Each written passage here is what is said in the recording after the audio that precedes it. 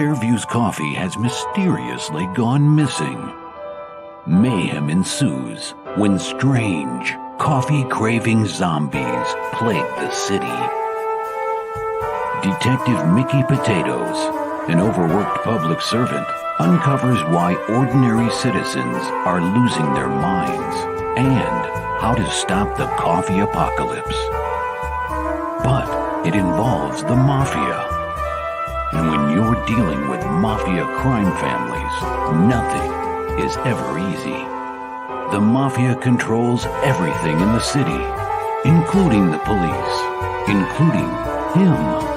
If he breaks the mafia, they will break him. So, the city is without coffee. The city is burning before his very eyes, but he's powerless. Detective Potatoes has the power to stop the coffee apocalypse, but if he does, he could lose everything.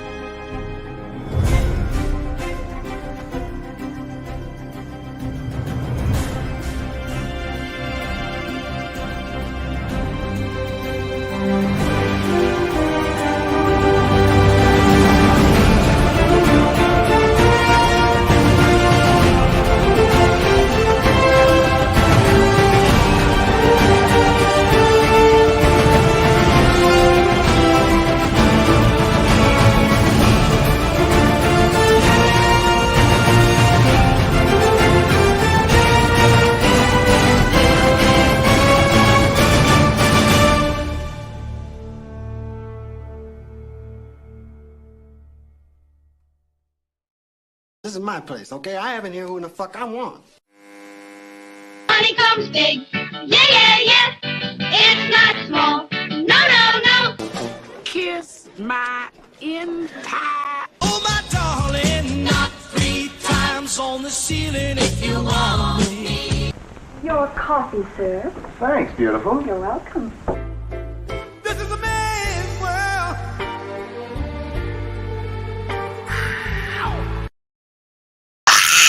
Ow! This is a man's world, baby. Welcome, everybody, to the Wednesday normal show of Doc's Coffee Shop. Let's see who's hanging out in the chat here. Oh, Lord have mercy. We got Stephen B. We got Sketchbook hanging out. We got Woody putting on a... Are you putting on a kettle, Woody? Is that what's going on? Good to see you guys. Hope everybody's having a great day.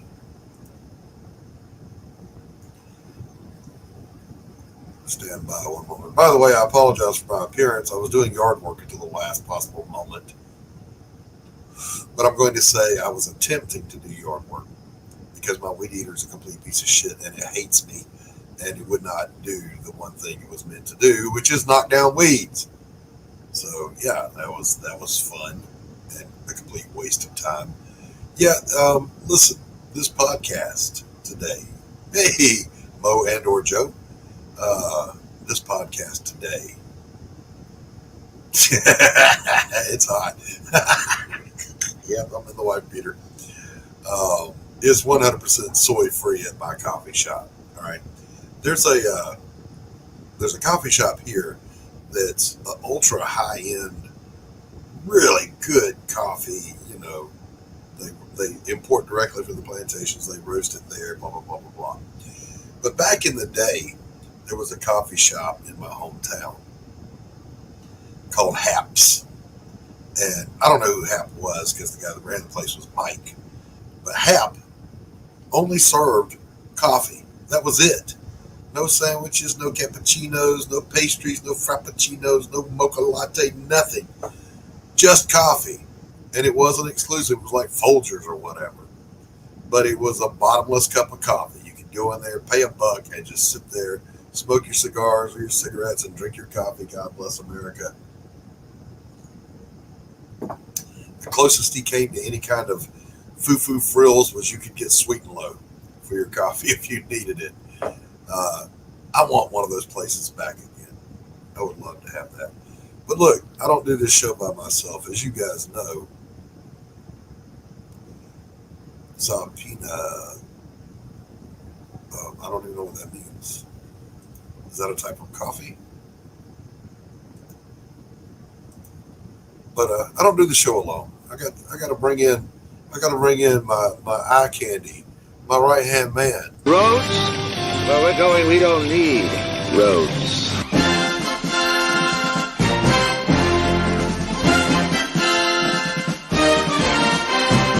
Gordon Shumway, nice to meet you. Interested in a new Buick? Nonsense. I've not yet begun to defile myself.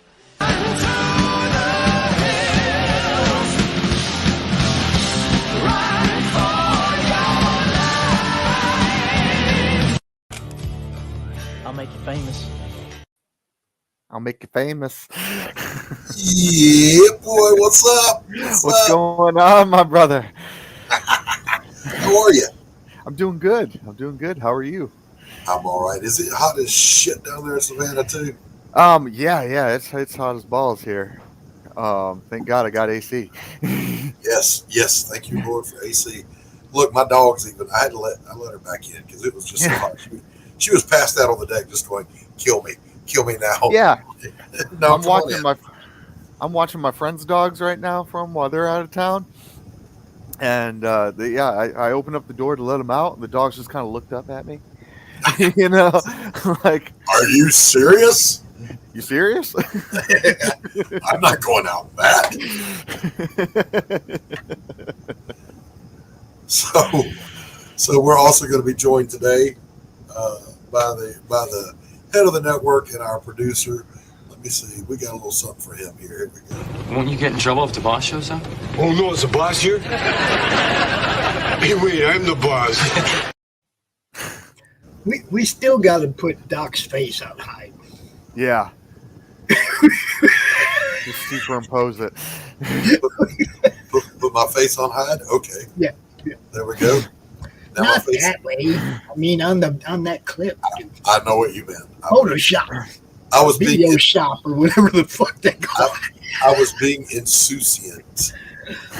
Look, I just looked outside and the little chipmunk on the back porch was going, it's fucking hot. He's always out there. I call him Chippy. The squirrels, actually, I caught them. Several of them were turning the hose on to get cold water.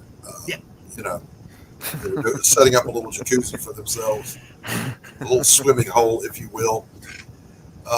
So, look, I'm going to start off my rant today with this, okay? This was posted by Ben and Jerry's on Twitter, and I'm going to rant about this for a minute. The United States was founded on stolen indigenous land. This 4th of July, let's commit to returning it. So here is my first shot back at you, Ben and Jerry's. You first. Give back all the land that you currently own and or occupy. And then I want you to take all, and all means all, and that's all that all means. I want you to take all of the money you make from selling your shit ice cream and donate it to the closest indigenous tribe you can find. But let me point out to you why this is completely wrong. First of all, the United States of America did not steal shit from the Native Americans.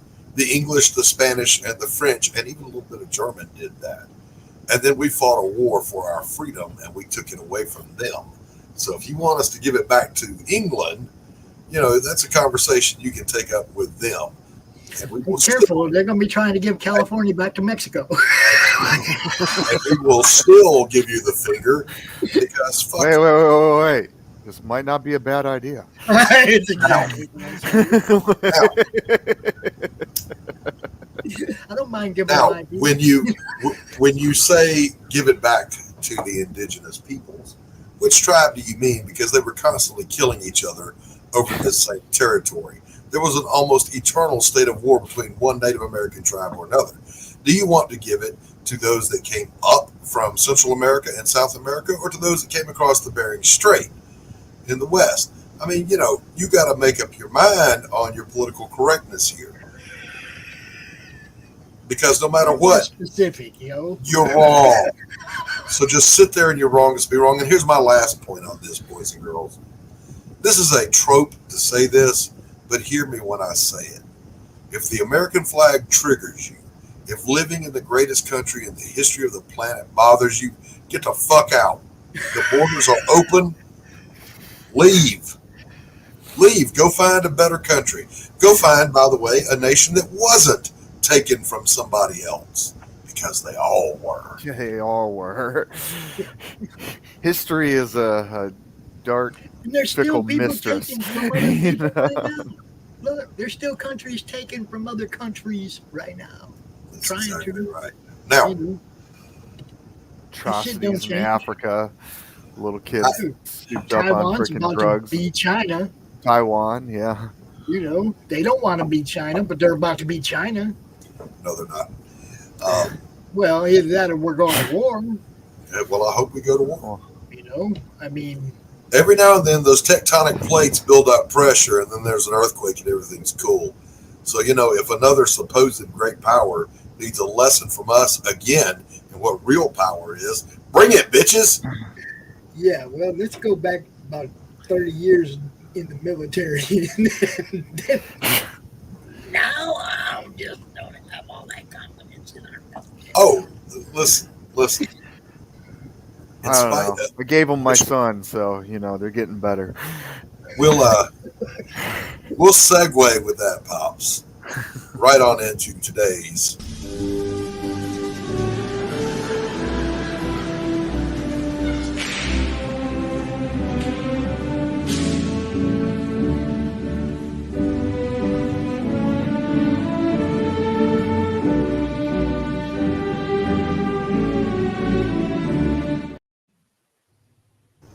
So, what Pops just said is very telling. Our current military has some of the finest people that have ever lived serving in it, just like they always do. However, the current leadership, the people with silver and gold on their shoulders, and the civilians in soft clothes of the Department of Defense, have taken it upon themselves to soy up the military, thinking that it's some kind of social experiment. And it's not. Which brings us to our memes today. Battle stations. This is not a drill. Man your emergency pronoun stations. Things you never saw when the greatest generation was out there kicking ass. Pronouns. If you say you want to know my pronouns, how about you just call me sir and get back to work? Yeah, I know. John Wayne, fictitious character in the Green Race. Doesn't matter. He's still manlier than you. You are entering American airspace. Please provide your pronouns over. And of course, this isn't anything new. During the Revolutionary War, show them your pronouns, boys. I mean, troops. And of course, you know, you got to have the right amount of diversity when you stack on the door. Wait, too many white males. DEI failure. Abort, abort. You know, come on. And then there's this one. How to calm a trans woman. You need to calm down, sir.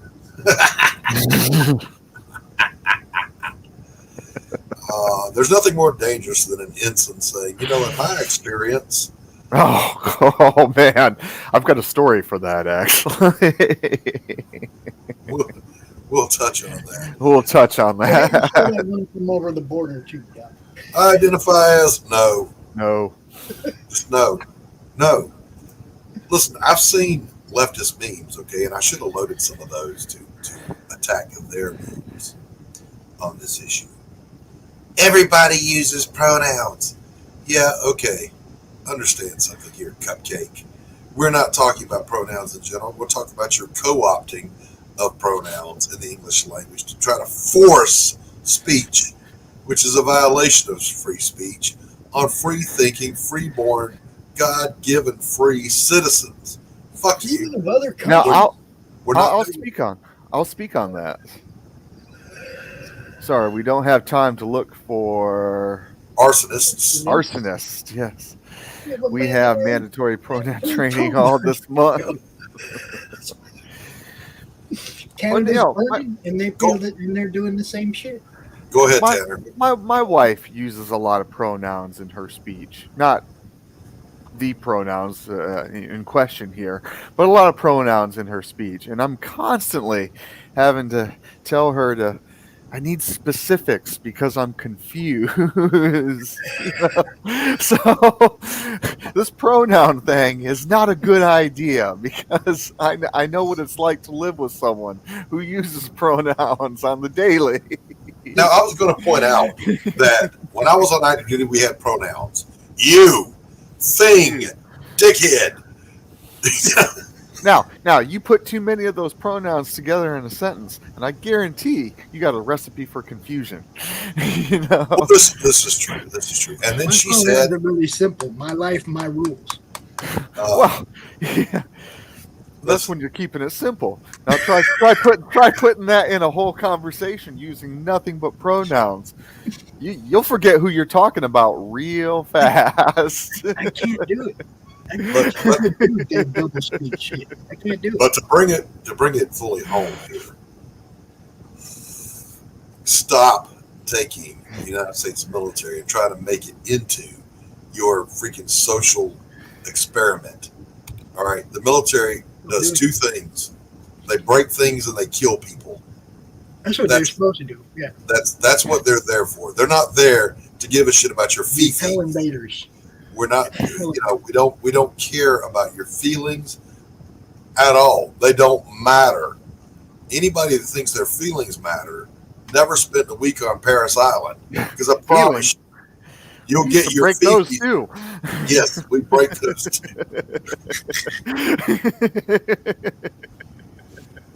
Our company commander in boot camp, which is the same thing as a drill instructor for the Marine Corps, drill sergeant for the Army, routinely called everybody dickhead. That was the only name he ever used. Come here, dickhead. And you always knew exactly who he was talking to. 80 guys in the squad bay, dickhead, come here. And the right dickhead would always go, yes, sir. You just knew. You knew. And if your fifis got hurt, that's just too damn bad, because if you express that your fifis were hurt, they're going to hurt your body.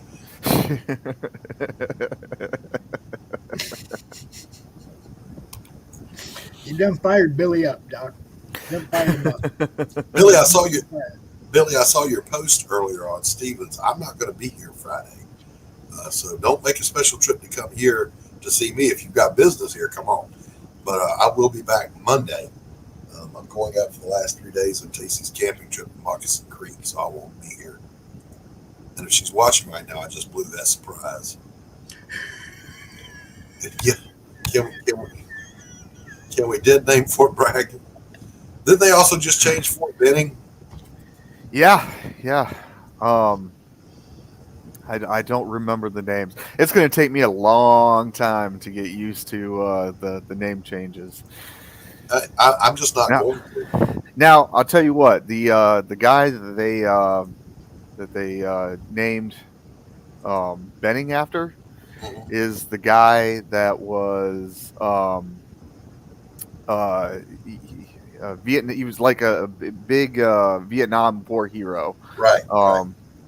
So I mean, I know that they did go right with who they chose to rename some of these people with. But it wasn't necessary. Yeah, probably not. Probably wasn't necessary. It's like when there was a thing. What was it? 3 years ago, or 4 years ago, the family that Camp Lejeune is named after corrected the pronunciation. They said it is not Lejeune, it is Lejeune. And the Marine Corps probably said, yeah, we don't give a fuck. It's Lejeune. It's Camp Swampy. All right.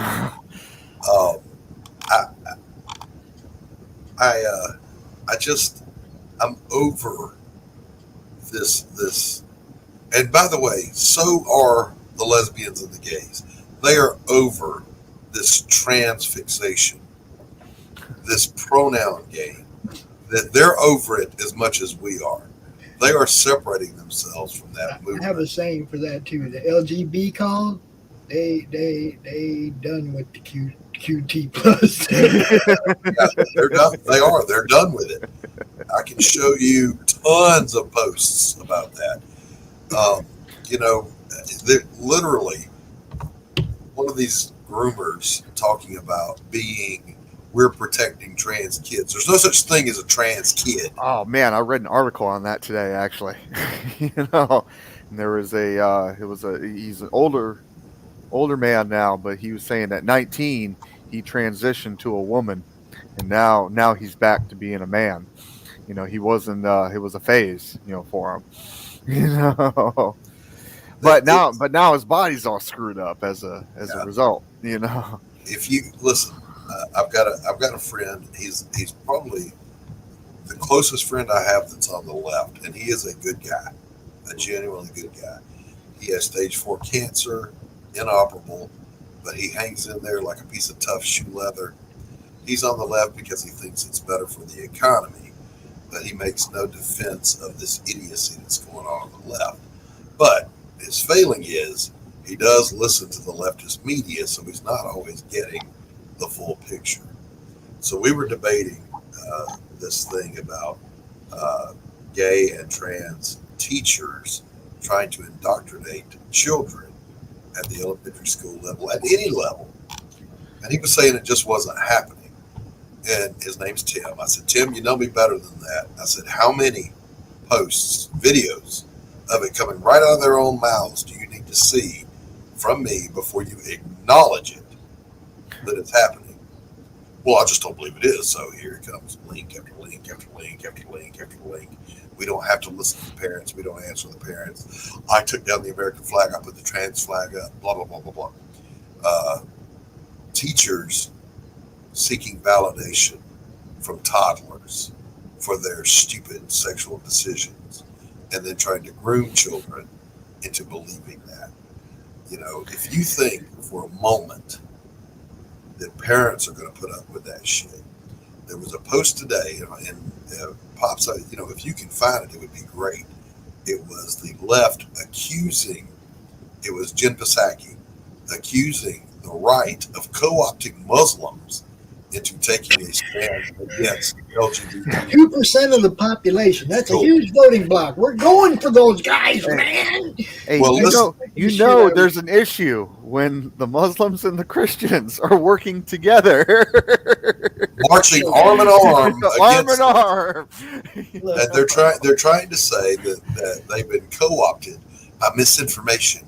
No, they are taking the exact same stand that Jews, Christians, Muslims, atheists, everybody is taking. They still want to marry real young. I'm not going to jump on that bandwagon like it's the fucking shit.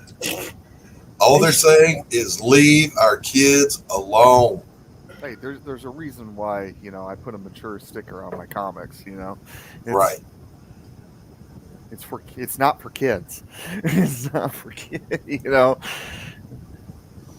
Yeah, the most 30-year-old male that looks more effeminate than Michael Jackson. He regrets him transitioning behind his parents. Back at 16, the video addresses the teacher that filled his head with nonsense instead of telling his parents. Yeah. Billy says, my pronouns have feelings, Doc, although they are systemic, structural, institutionalized in nature. Yes. Now, if you don't believe that this is a cult behavior, then ask yourself, what are maybe the 3, 5, 10 things that identify cultists, and then see if it applies to the trans movement. Get them when they're young. Keep secrets from their authority figures, their parents. Isolate them. Make them other. This is what they're doing. And I've said it before on this stream, and I'll say it again now.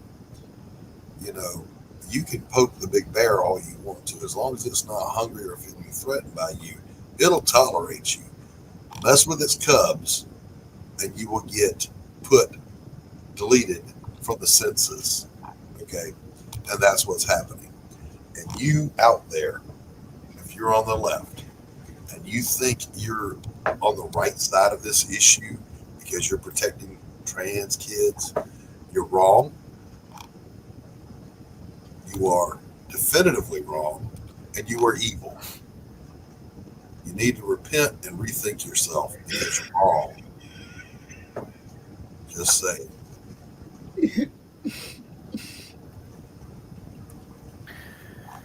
Yeah, I'm telling you, as a father of four, I can tell you, it is hard to parent nowadays. It is sad when my parents call me up and they're like, "We watched the news today," and, and they're like, "Yeah, we were thinking about you, son. We were just thinking about it."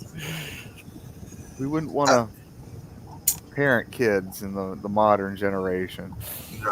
No, and I'm glad my kids are grown, but I'm going to tell you right now, hey, there's never been a better time to get your kids out of public school. There's never been a better time to vote Republican/conservative. By the way, a libertarian is just a Republican that wants to smoke weed. Okay, so we welcome them to tent also. But there's never been a better time to vote right, because the longer these idiots are in power, the worse we are. Listen, we've got them having meltdowns because the Supreme Court said, "Hey, you can't use racism to let people into college," and they're having a meltdown over that. They said there's nothing in the Constitution about abortion, so the states have to decide that issue, and they have a meltdown. They say the Second Amendment's a real thing, and they have a meltdown about that. They say I don't know how they can go out there and celebrate Independence Day at the same time they don't want people to be able to protect said independence. Well, those leftists aren't supporting Independence Day. Now, there's a bunch of them out there. They're doing their fireworks. They're doing their barbecue just like they're celebrating like they have a right to or something. And it's like, man, none of them people would have fought for that independence. Exactly. These are the soy creatures that would have just caved into the Brits and said, "Can't we all just get along?" And by the way, if you've ever read the Declaration of Independence, you'll see that they in more than one place comment on the fact that, exactly right, Billy.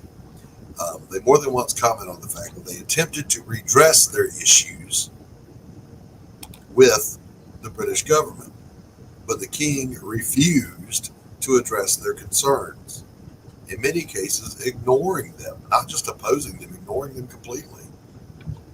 Read the Declaration of Independence. By the way, in the Declaration of Independence, the Federalist Papers and the Constitution and the Bill of Rights, and et cetera, et cetera, et cetera, nowhere in there will you see fee-fees. Yeah. You're not completely separated. You're not going to see your pronouns in there. I bought my son one of the Constitution. We went to a fort and he found the Constitution. "Dad, can I have this?" Wow, absolutely. Yes. If you don't have cash, we'll charge it. Yes, indeed.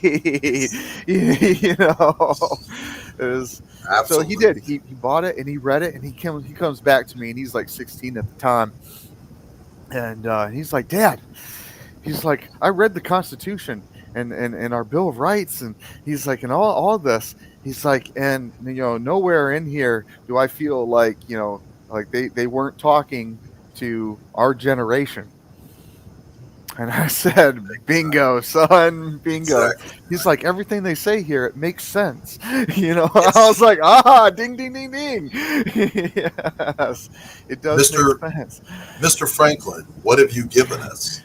A republic, man, if you can keep it. If you can keep it, yes. A republic always requires vigilance to defend. Because, and this is one of the things you'll hear. We're not talking about the People's Republic of China. That's right. But listen carefully. On the left, they will always say we're defending democracy. We don't have a democracy. Democracy is mob rules. That's 10 people are in the room and 9 of them decide they want what you have so they can take it. That's democracy. That's mob rule. We don't have that. We have a constitutional republic. So, pay attention. It's little things that matter. By the way, if you, as an adult living in the United States, have never read the Constitution, have never read the Declaration of Independence, then you need to rectify that immediately. I don't care if you're left or right.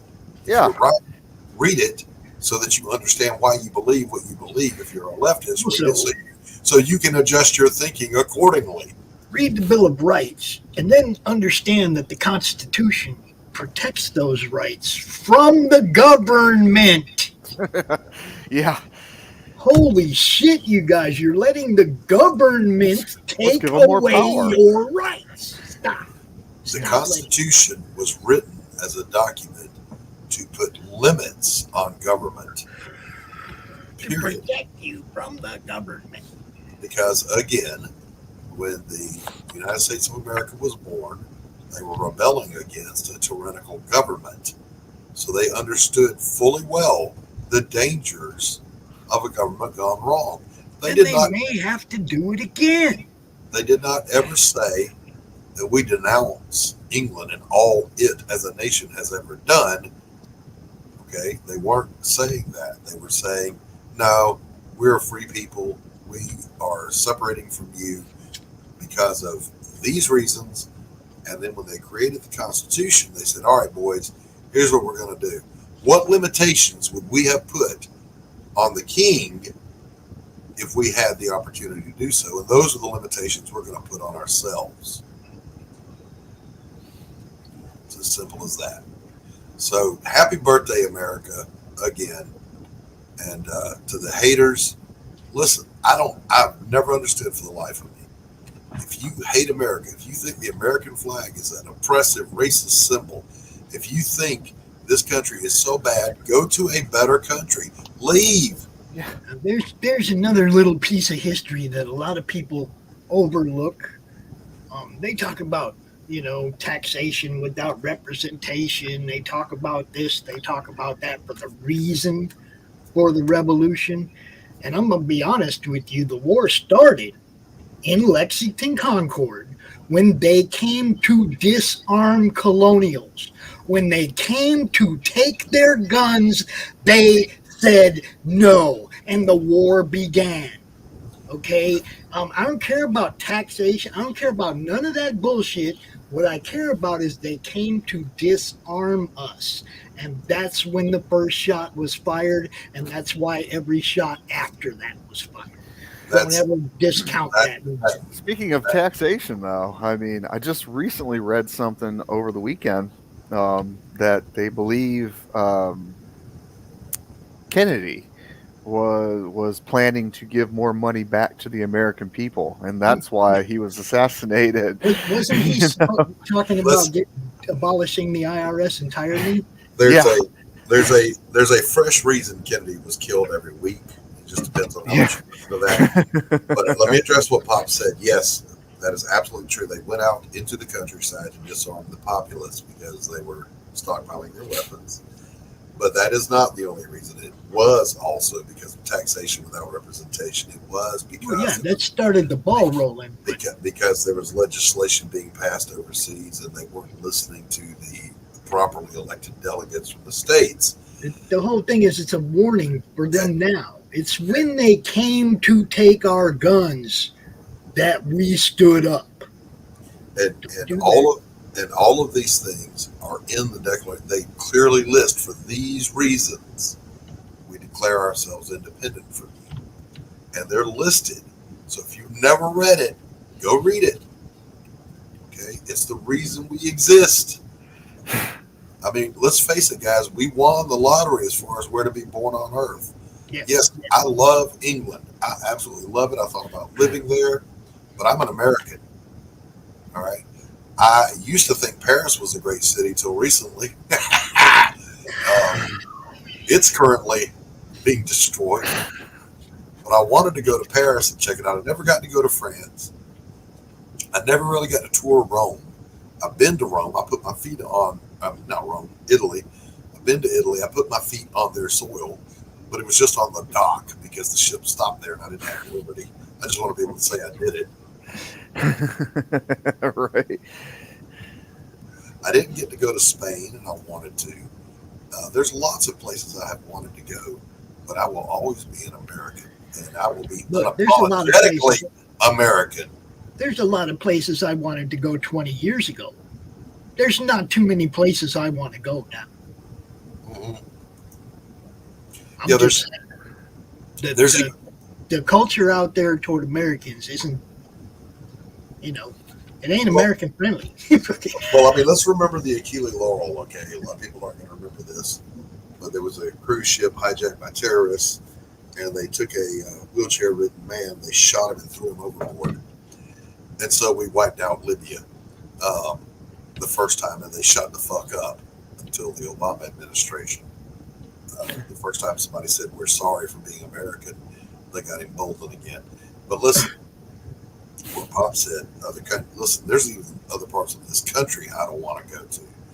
I don't want to set foot in California or New York City. Now, I understand if you take New York City out of New York's a beautiful state.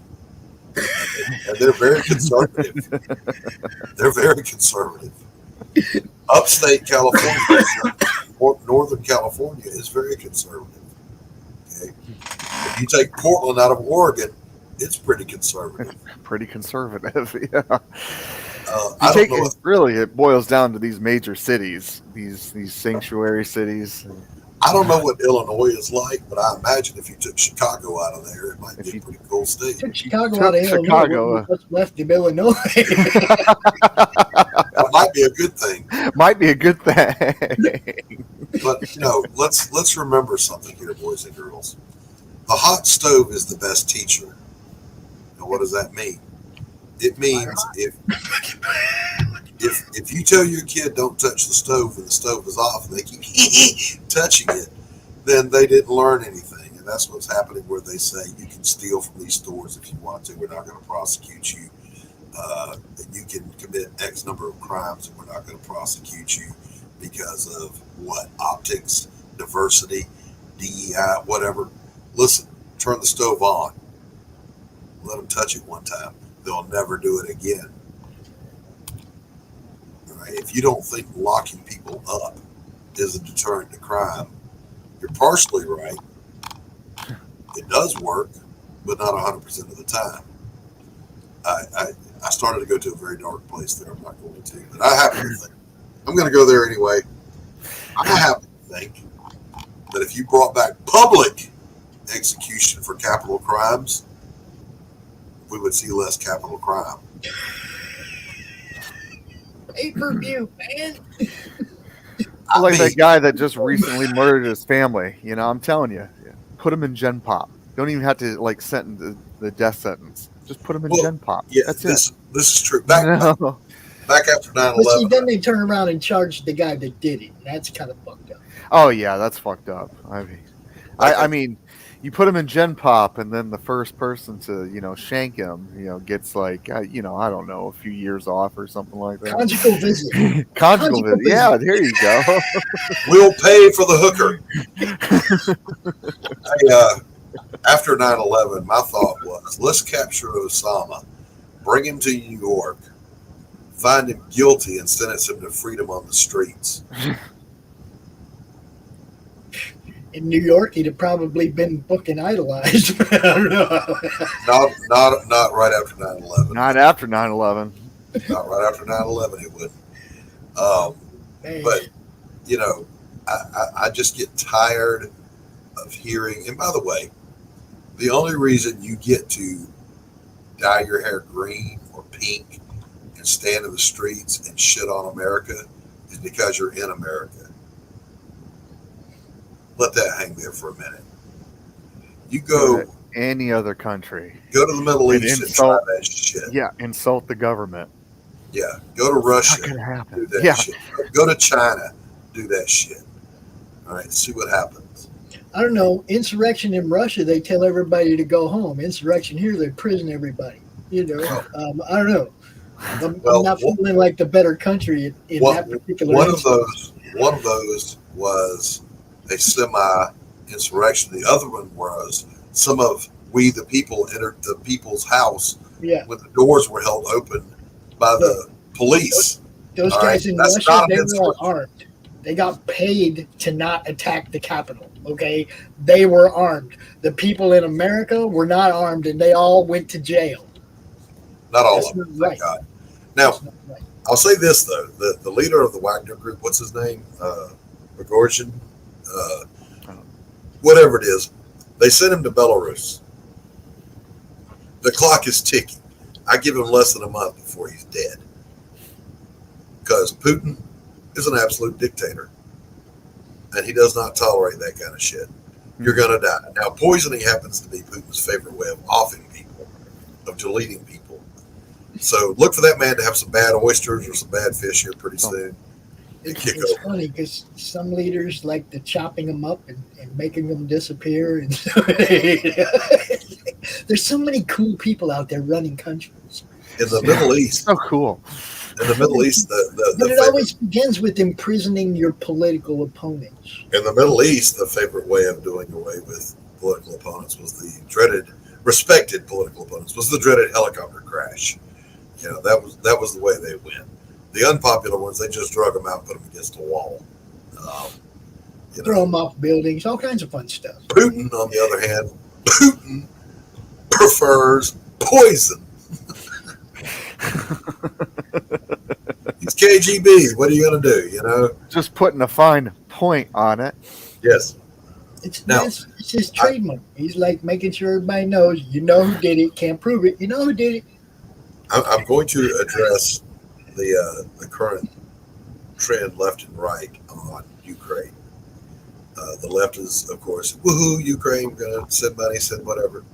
The right is saying Zelensky's a crook just as bad as Putin. I don't think that way. Here's my thinking on it. The Ukrainian people have their own nation, and it has been invaded. And they have the right to defend themselves. Now, you can argue all day about what we should do about it. I will, however, point out the hypocrisy of going to liberate Kuwait when it was invaded, but we haven't invaded when the Ukraine was invaded by a hostile power. That's because of that. What I'm saying, Ukraine had oil. I mean, it has natural gas. Why do you think all them politicians want to make sure it all stays safe over there? Because they all got stock and all that shit. If you That's the only reason we're involved in that. We're protecting political interest. Only reason. If you distill the reasons down to their lowest common denominator, the math doesn't work. Okay, but having said that, let's also remember that there was a little thing called World War II that kicked off a certain way. And that was an angry little man with a funny mustache said, hey, that nation over there has a lot of German-speaking people in it, so we're just going to tiptoe in there and take it. And appeasement happened, and we ended up with World War II. All right, the exact same scenario is happening right now in the Ukraine. Vladimir Putin is saying, oh, well, those are Russian-speaking people, and they said yes to the Anschluss. They want to be part of Russia, so we're just going to move in there and protect them. And that's his spin on it. Well, that's exactly the same spin that the Third Reich put on Czechoslovakia. Exactly. There's no difference. Except nuclear weapons. Yeah. Now, I'm not telling anybody and money laundering what to believe. I'm not telling anybody what to support or what to protest. That's not me. Other than, leave our kids alone. Yeah. But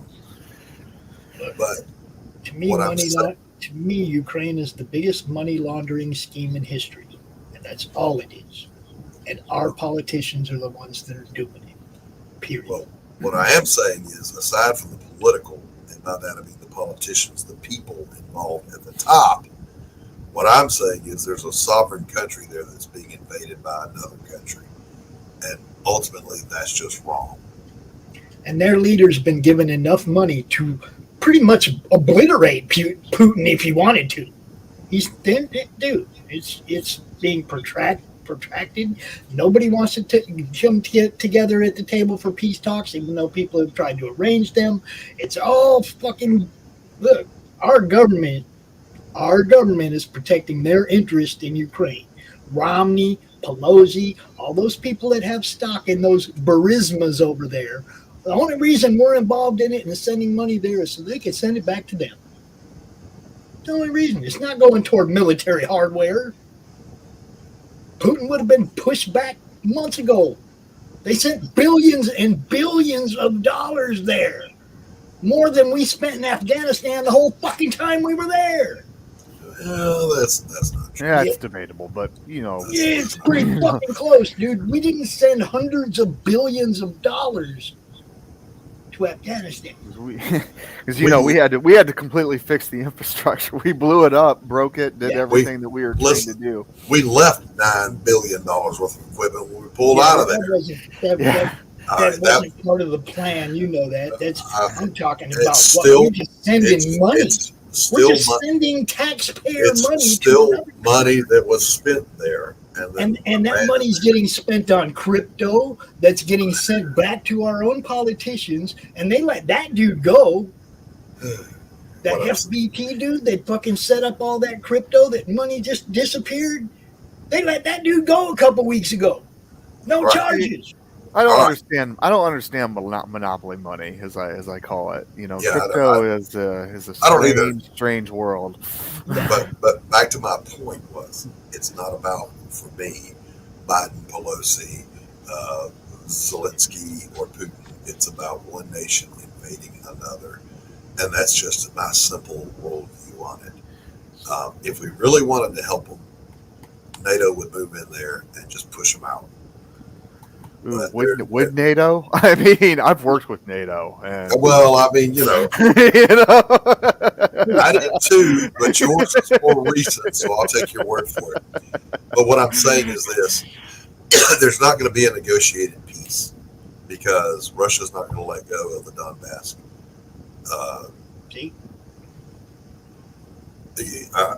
I understand that it's a dispute. It is not a domestic dispute.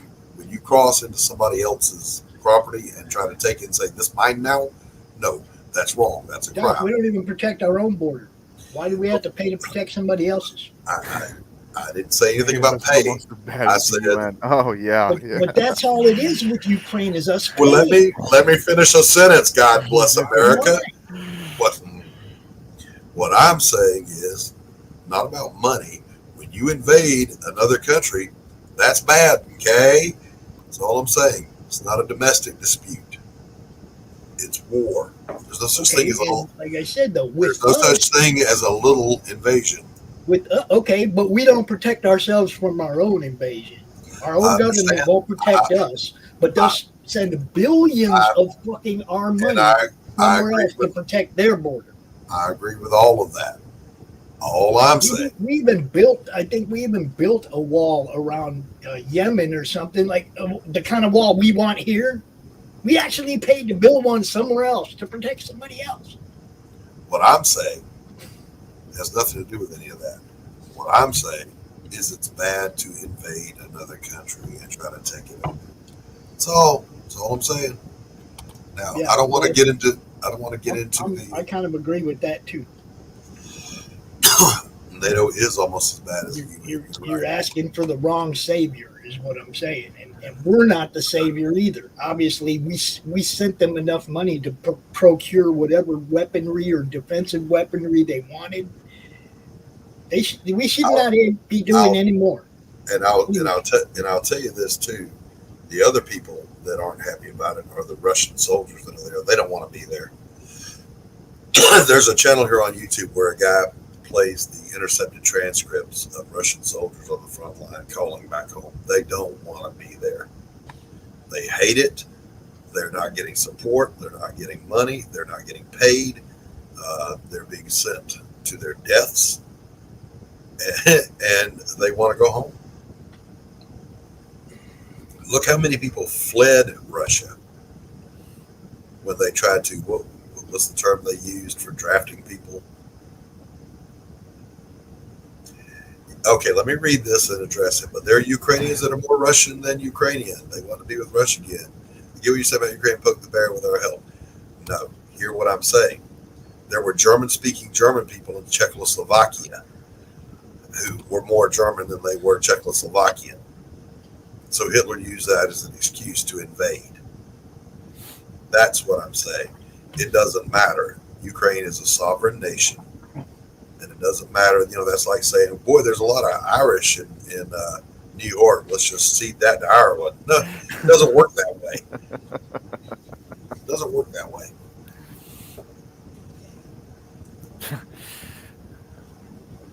Yeah, Russia is broke, and they're broken. And I think what he's saying is that Ukraine would have never done it without our help. It wouldn't, it wouldn't have poked the bear without knowing they could bribe Biden into paying for it. Well, in fairness, Ukraine didn't poke the bear. Remember how this thing started? I was literally watching live when the firing started. There was a reporter on the border there. It was talking about tensions are high here, and all of a sudden artillery started firing. And it was coming from the east, not the west. And dude screamed and ran for his life to get out of there. After his first, I'm sorry, what? Bone. We have. Oh, hey, Bone, what's going on? Hey, Charles, good to see you, buddy. Yeah, the dude was literally broadcasting live from the border, and the firing started in the artillery, and he goes, "That sounds like artillery." And good, he tried to be all professional, and then he realized, oh, they're shooting where I am. Dude screamed, ran for his life, and then invaded. Right? I'm not talking about Zelensky. I'm not talking about Biden or Pelosi or whatever. I'm talking about, Ma and Pa that have a farm in the Ukraine, minding their own business in their own country, and suddenly a foreign invader rolls across their farm and tells them, "This is Russia now." Kind of like the ranchers in southern Arizona with crowds of migrants just walking over their land and nobody doing shit. Yeah, that's absolutely wrong. Also, I'm not comparing the two. I'm analyzing what happened. Should we protect our southern border? Of course we should. Build the fucking wall. Walls work 100% of the time. Yeah, $5 billion would have built our wall. How many hundreds of billions have we sent to Ukraine? Okay, again, I'm not making that comparison. We don't need to make that comparison. We spent millions in Afghanistan on gender equality training for the Taliban after we pulled out. What? Same administration, Doc. Yes, I know. The whole thing is this administration is fucking everything up across the board. And of course they are. Just lay the blame on this administration for what's going on in Ukraine as well. Come on, man. That's a big money laundering operation. Yes, Ukraine was talking to join NATO, and they were warned by Russia not to. But, then again, if Canada warns us not to do something, we'll tell them to pick one and suck it because we do what we want. Well, there's a treaty, though. They were warned not to do it because of the treaty, Doc. There's also the Brussels Accords. Do you remember what those are? Ukraine surrendered its nuclear weapons that were part of the Warsaw Pact, and it said that if we do this, the United States agrees to come to the defense of Ukraine if they are threatened by Russia. Bill Clinton signed that into law. Yeah, that don't surprise me at all. Anyway, no, it doesn't. It also says it is what it is. It also says that NATO itself can move no closer than they are, and Ukraine was trying to join NATO, which it doesn't. The NATO charter says no such thing. Anybody that wants to join NATO can join NATO. Yeah, we can't put. They don't. The treaty was to keep us from having nukes right on their border, dude. That was why NATO could encroach no closer. No, there's no limitation on where NATO can be. That's a myth. It's nowhere in the charter. Okay. It's not. Poland is going to join or already has joined. I don't remember which. Ukraine was certainly free to join one of those other nations. Which one was it? Was it Finland?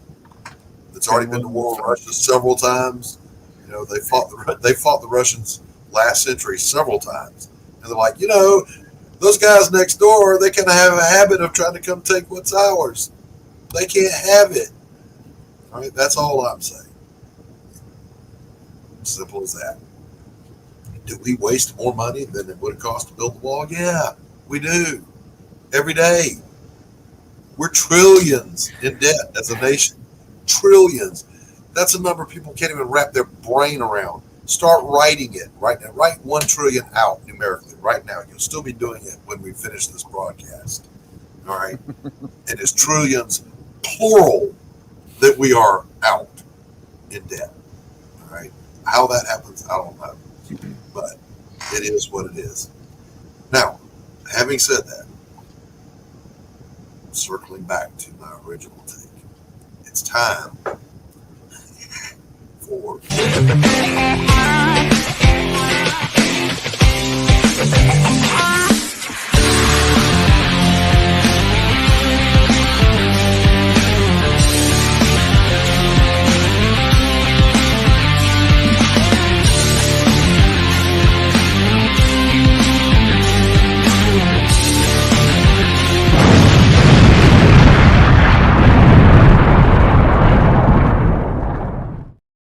Greetings and salutations. I'm Tanner Hurley with another moment of great moments in comic history. And today we are going to talk about Daredevil, the man without fear. Okay, what makes this a great moment in comic history? Okay, so Daredevil was getting stagnant in the 90s. And in comes Frank Miller, John Romita Jr., Al Williamson, sorry, and Joe Rosen, and they create basically the Dark Knight Returns equivalent of Daredevil. They retell the story of Matt Murdock, in a 6-issue miniseries that depicts everything that had happened throughout the entire course of Daredevil's runs, and they compressed them and made this wonderful story that reboots, in a matter of speaking, Daredevil and his legacy. But let's just look at some of these beautiful covers by John Romita. Yes.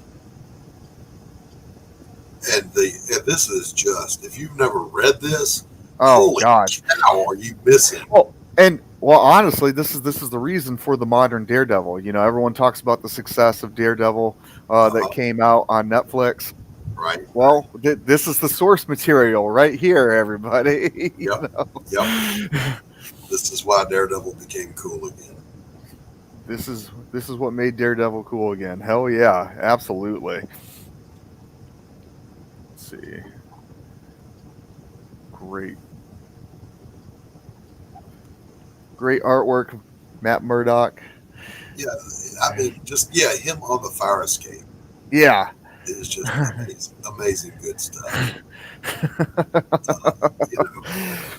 I mean, this is clearly some of John Romita's greatest seminal work here. The mysterious nun who comes in and sits by his side while he's in the hospital. God, just the layer after layer of story building.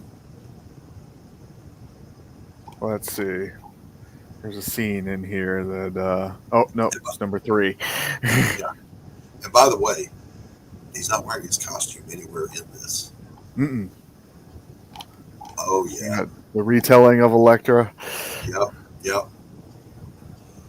Elektra's not just an assassin, she's a sociopath. Just phenomenal artwork. And the story, if you read it, particularly when, take for example, when Matt he can't resist the allure of getting out at night and running the rooftops. It calls to him. He has to go. It's just great storytelling. Fantastic choice, Tanner. But yeah, pick these up. I was gonna joke about kayfabe. Mitigate the kayfabe. The what would we call it? The mitigate the. I don't know. I don't even know how to joke about it. We're certainly not running up comic book prices. If and so, this is actually happening. But check this out. Get this book. Get the collected edition. Get the single issues. It's it's worth it. It's obviously worth it. Yeah. I've got the trade paperback. It's one of the few that I still own. It's just freaking great story, great read, great art. There's, I would call it as close to a flawless book as is out there. Oh, absolutely. It's just that good. And I mean, if you're a big Frank Miller fan like I am, you know, it was just a Marvel's equivalent of the Dark Knight, and it was a home run. You know, I dare say it was even better. Yeah. You know, it was like, okay, I did that with Dark Knight. Now, let me do it even better.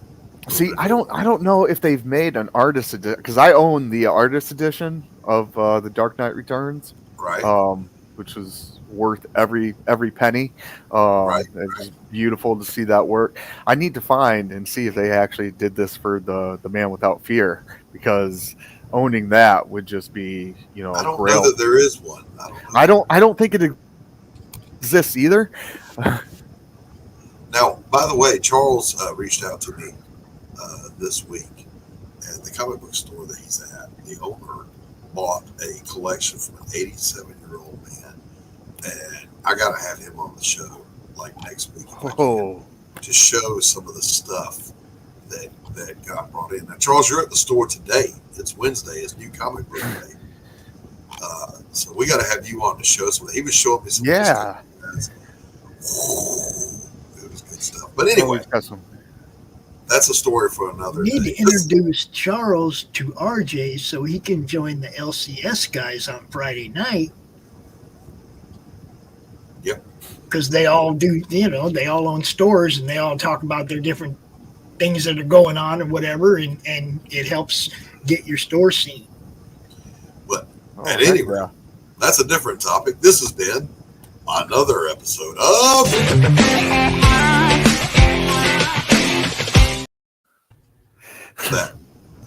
that right there. It's great music, and I like it. And Carol, by the way, you're not fooling anybody. You notice that shock collar you got around your neck? Get back here. I don't know that you would want to get out of the basement. I was telling everyone earlier, I'm actually in the wife beater and a pair of shorts because I was out in the yard trying with my defunct, broken, stupid weed eater to knock down this mutant vegetation. Yeah, this mutant vegetation that's overtaking my yard, and that poor weed eater didn't have a chance, and neither did I. So I told you, just let it run right over the house. It'll cool it down about 10 degrees. So it's got to go. Look, I've got pictures, and I'll probably download them and load them up here next week. I used to have the nicest yard in our neighborhood. Lush green lawn. I've got a weeping cherry tree in the front, fig trees over there, magnolia tree, dogwoods, azaleas. Beautiful, beautiful. Now it looks horrible, and I am deeply ashamed. That shit'll kill you. That shit'll kill you. I don't care. At this point, I'm about to go get a bucket full of it and just throw it over to the side of the house over there.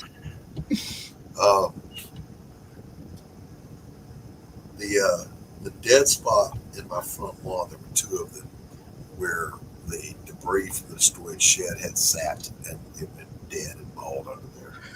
The good thing about having centipede grass is if you water the bald spot, the grass will run to it. So they're almost gone. So at least I still got that going for me. And I've got every kind of weed in the world growing in my yard now. So yeah, that sounds about right. It's going to take a lot of work. It's going to take some hurt and some pain. Okay, guys, I got to do it. I just got to do it.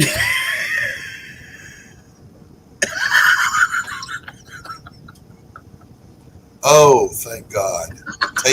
Tacey just, I don't even know what you're showing right now because Tacey just sent me the results from her biopsy. The summary is no evidence of lymphoma. So thank you, God. Oh, thank God. That's awesome. Great news. Thank you, God. Thank you, God. Now look at what I'm showing you, Doc, because you're going to laugh at this. No, I'm not. I'm going to sit here and just be thrilled. I am I can't help. I can't stop watching it.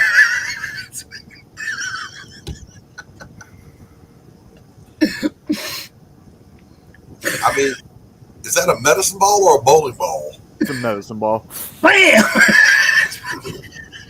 I can't stop watching it. That's too funny. So, you know, I am overjoyed. Yes. Yes. Thank you, God. I'm going to wrap the show up early so I can call my wife and talk to her.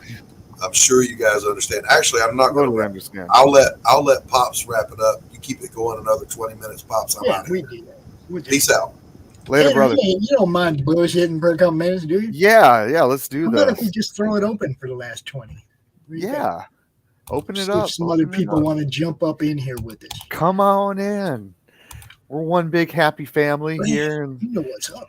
There you go. We talk in the comments.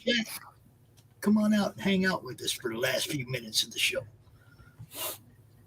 Because, you know, that's what we do. Did you have a good 4th? I did. I went out with the family. How about you? Well, the kids went to. We only have the one kid here this week. Okay, Sophia's with her dad, and Emma and Isaac are with their mom. Just Gabe's here, the one that with these two parents. We got a mess, bro. Okay, it's like, 6 parents and 4 kids.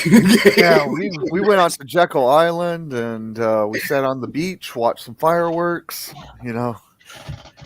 But yeah, and Travis said he took Gabe down there to the lake to watch fireworks, and Gabe was kind of bored. And I'm like, well, that's because where our dock is compared to where the fireworks are going off on the other side of the lake, and it's not like they're right underneath them where they're going boom. Oh yeah, you know what I mean? It's like you want to get the little kids. What's up, too? Hell, what's that? Oh my God, it's been forever, dude. How are you? It's been forever. How you doing? Forever. I'm doing good. How things going on the 4th of July? Well, it was good. Yeah, we was good. I was just getting to Stephen B. How was your 4th, Stephen? I had to work on the 4th of July. Oh, buzzkill. Ditto. I missed out on the cookout. But we had like a lot of leftovers, and so I had to eat some of that. All right. Right. Cool. At least you got that right. Yeah. After work, I drove home. I got out of my uniform, which was compared to my other clothes, is very restrictive. Right. And as soon as I got in my normal clothes, I was like, finally, I'm free. And then I just popped in my chair and just kind of leaned back for a little bit to give my feet a break. Who do you work for, Steven? I work for a grocery store. Oh man. Okay, because Abo's asking, what commies do you work for? I'm not gonna say what grocery store. Yeah. You don't have to name names here. Yeah. No, we're not trying to throw people under the bus. Yeah. But can we guess? We're gonna say some names, and if you guess, you can guess, but I'm not gonna say that's the one. Well, the bright side of working at a grocery store, the bright side is you can do groceries after your shift, before you're heading home. There you go. Yeah, but I'd rather be doing stuff like if my camera is it is covered. Right? Covered. Why is it covered? There we go. I'd rather do stuff like this for a living. Oh man. Stevie B leveling up. You leveled it up, Steven.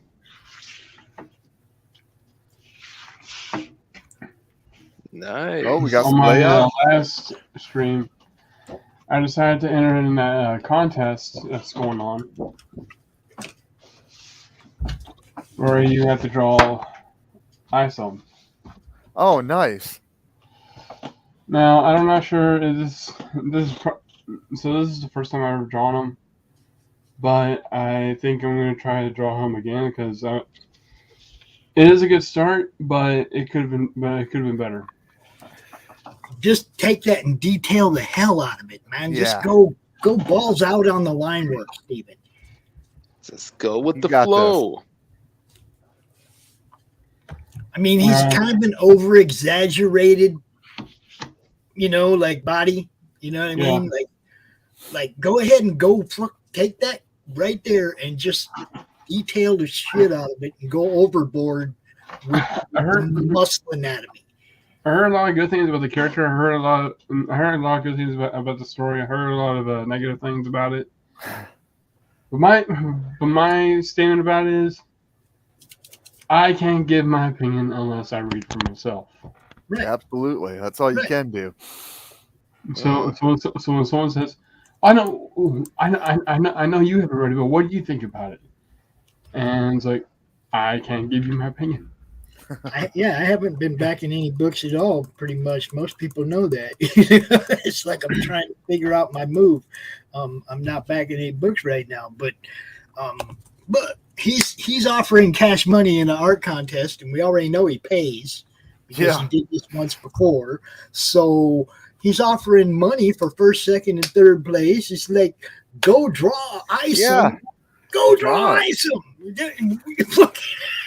You don't know what Eric's gonna like or not like. You don't. It's not like he's just gonna go, oh well, here's Malin's. I'm just gonna pick Malin. He's gonna look at him and he's gonna look at them all. Yeah.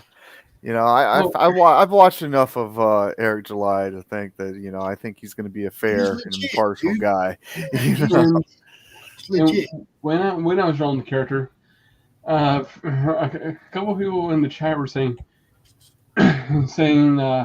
you should draw Isom for fighting the cat guy you have, which if you've seen that character, you know that he's huge.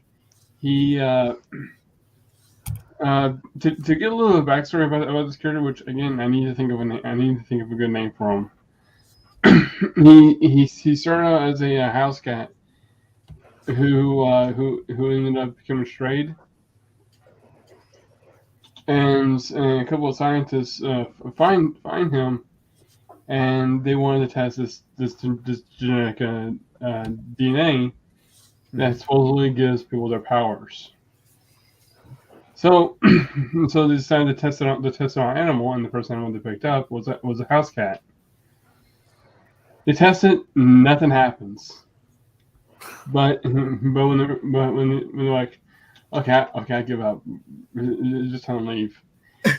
You got a picture of him? They all the scientists leave the room. If about like a few minutes later, the cat starts having like a huge reaction to where he busts out of his cage, and now he's like this like 8 or 9 foot monster. That has like I'm thinking of having his fur being orange with like black stripes. Because why not? Or something like that. Heathcliff and all these other great cartoon cats. And the next thing you see, the lab is destroyed. Like everything is just broken. Every glass or there's like huge claw marks on the walls, and the middle door that opens to the lab is just ripped off as if it were a sheet of paper. Now, see, I'd probably go the other way. I'd probably go the other way. You know them little teeny tiny cute little teacup kitties, them little white ones. I'd have him start out as that. End up being a big white fucking monster cat. It's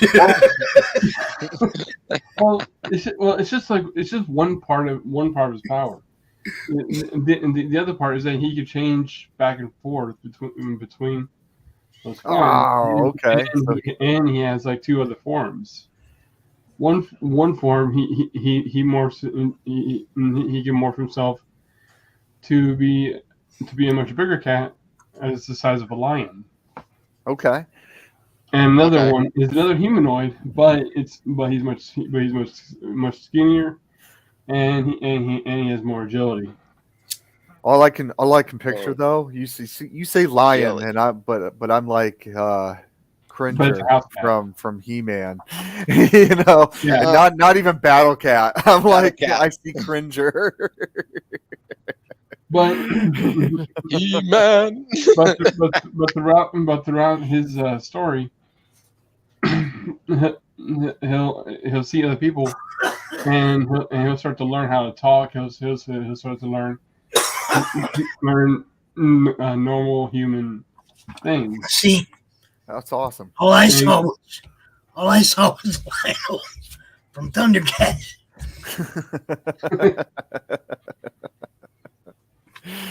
Well, no, like he talks about his monstrous form, and all I can think of is like Plattism, like Stephen Platt doing, you know, big muscles on muscles, you know. But he's still a cat, so his weakness is a yarn ball. instead of eating like a normal food, he'll probably eat. I'm being called away. I'll be right back. He'll eat birds, but you can distract him with a laser pointer. Ooh, the red dot. Or chase after a bucket of KFC. Bucket of KFC. Or as Abbo just said, you know, have them cram themselves into boxed areas. Yeah, they like to do that. Yeah. I know my go, oh my God, box. Always find him in a refrigerator box in the alley. I have Amazon boxes that have become the cat box. You know, the one actually literally just got thrown out today. You know, it's been there a while. Most of the boxes that come in here end up being cars that kids get dragged around across the carpet on. And my kids, I get that. You know, my kids are a little bit older. What's in the box? Boxes What's don't in the survive. box? What's in the box? Yeah, What's in the box? So because he's still a cat, you would probably see him eating cat food out of a cereal bowl or something. The occasional bird, right? The occasional bird that he catches on the windowsill, right? Yeah, and everyone probably look at him. And is he all nimbly bimbly going from tree to tree? He's gonna eat Mickey too. Ice Mickey Mouse. So how I'm going to introduce him is that the main character Rev, he's going to hear a commotion in one of the stores, which still happens to be a pet store. And you're gonna see this huge cat just chowing on all kinds of cat food, and he goes off from there. Heck yeah, that's awesome, dude. But unfortunately, I can't put his backstory into the book, so I might as well just turn it into an ash can. Yep. There you go. About the cat. Hell yeah. Good idea. Hell yeah. No, that'll be perfect. Yeah, I think Doc's going to do a ash can of the first Crom story. Nice. On his pitch campaign so that we can get that going. Because, you know. The thing is, I'm not sure if the company I'm working with does ash cans. I know they do books and graphic novels and ash cans are easy, man. Your local printer can do ash cans. God, yeah. Yeah, you can make the closest one to you. You don't even have to pay for shipping. You just go down there and pick them up, man. Ash cans aren't hard at all. Kinkos or they don't. Well, I don't know if I'd go to Kinkos. I just showed my age. You know, I don't even think they're around anymore. Go to a mom and pop printer that's close to you. Yeah. Show them what you want. They'll handle it just fine, dude. It's an ash can. Staples. There we go. Go to Staples. I mean, you know. And one of my viewers were Office Depot. One of my viewers was asking me, "Who do you think will win the fight, your cat guy or I?" So I'm like, I don't know. You're a cat guy, dude. Come on. You always root for your own character. Yes. You got it right, man. He could simply knock a beer can off the ledge. Fuck this beer can.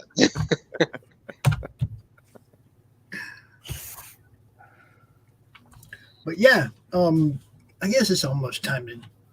He closes out about 2:30, right, Ken? Yeah. Yeah. All right. You know us. We're gonna play some ads for some people, but Fund My Comic, you'll find Stephen B. Hey. Crips and Legends. You'll find Tanner, Ren. Last night we did a launch for Lucifer Storm. If you didn't know, Ed Gein is also live now on Fund My Comic. Go over there and check it out. Very nice. A lot of good stuff over there, guys. A lot of good stuff. Some of it's priced right, huh, Tanner? Yeah. Oh, yeah. Price to sell. Price right is important. The books are done. I want to get them in hands, So. Yeah. And my books are already done. And that's the same with Ed Gein. Those are already done. You order them, you're gonna and Lucifer don't even care if he gets funded. You're gonna get your books. They're already printed. If you order a book, you're gonna get a book. All right. $5 books, huh, Tanner? $5 books. $5 books, man.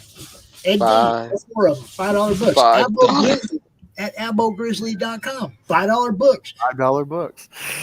Dude, y'all get not yourself $5 foot long, but $5 book. Get yourself some $5 books. Go over to Fund My Comic. Go to AboGrizzly.com. Go to LuciferStorm.com and you can read Ed Gein #1. You can get the PDF and read #1. See if you like it. And if you want to get the rest, go to Fund My Comic and buy them. You can get the PDF bundle, whatever. I mean, look, there ain't a bunch of frills and shit. It's the books. It's the books or the PDF. Go get the book. Read it. I love them. I love that series. It's freaking awesome. So go get it. Great series. There's so much. Oh God, we've said talking about you last night too, Tanner. Oh really? Yeah, because I got the retail tier. Brad and I went in on a retail tier of Ed Gein #1 way back when it first came out, right? Mm-hmm. So I had 5 copies. Brad had 5 copies. I remember when I went to Savannah, I said the first person that comes up and says, "Hey, Pops," is going to get a copy of Ed Gein #1, right? Yeah. You got a copy of Ed Gein #1, didn't you? I did. I got a copy, and it did. It sparked my interest, and was like, "Oh my God, I got to have these." Yeah, good stuff, man. It really is. So everybody, go check out all the stuff on Fund My Comic. You won't be disappointed. You'll find something you like. There's something out there. There's something for everyone. We've said it, once, we've said it 1,000 times. Indie is where it's at. Whatever you're looking for, whatever your interest is, whatever you're jonesing for, go out there. Go. And I don't care. Go to Indiegogo, go to Kickstarter, go to Fund My Comic. But go out there and fund these indie comics. There's some great stuff out there. There is for sure. I'm gonna play some trailers. We're gonna get out of here. I'll start with Doc since he's not here, but I got you guys both queued up. Maybe a couple of years. Y'all have a great day. Peace. Peace.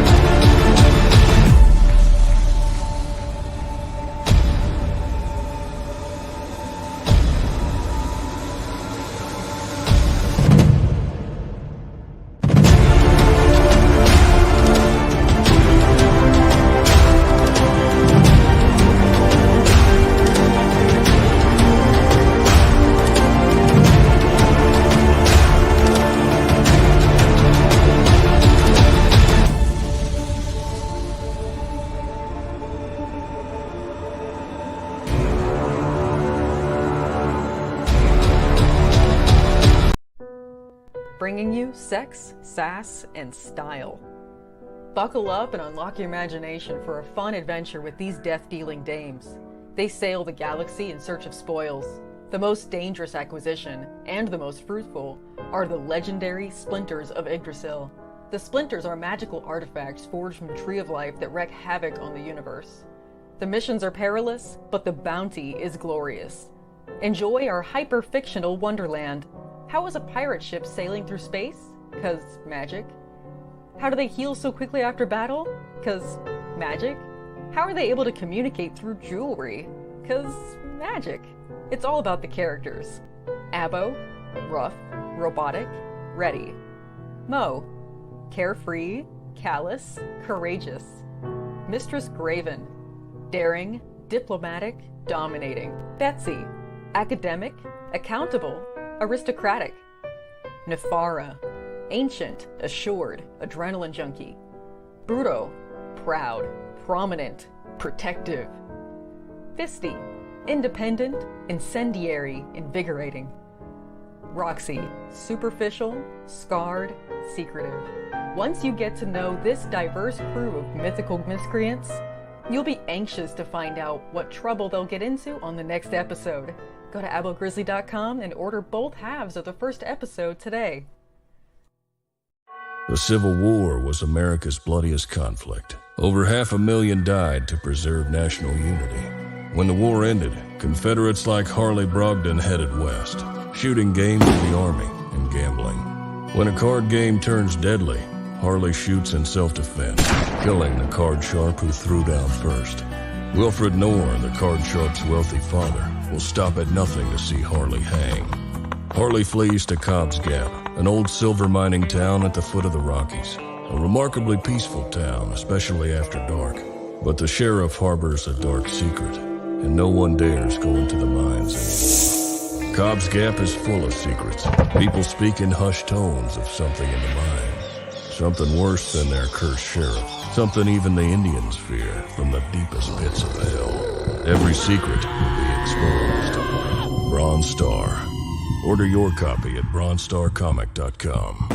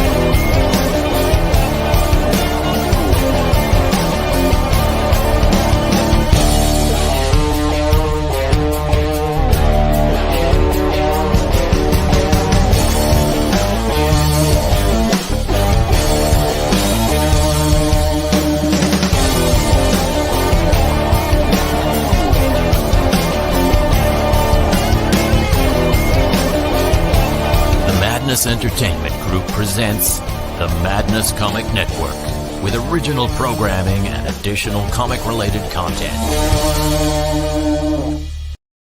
Comic Books for Kids provides comic books to kids in hospitals and cancer centers across the U.S. It's a place where we can all work together to make sure every child has a comic book. 100% of all proceeds go towards the kids. It's about making a difference, and while they're in the hospital, allowing them to fly like a superhero, battle dragons, or rescue teddy bears. We are in every state in the country and now support over 160 hospitals. Every month, we add more. Visit cb4k.org.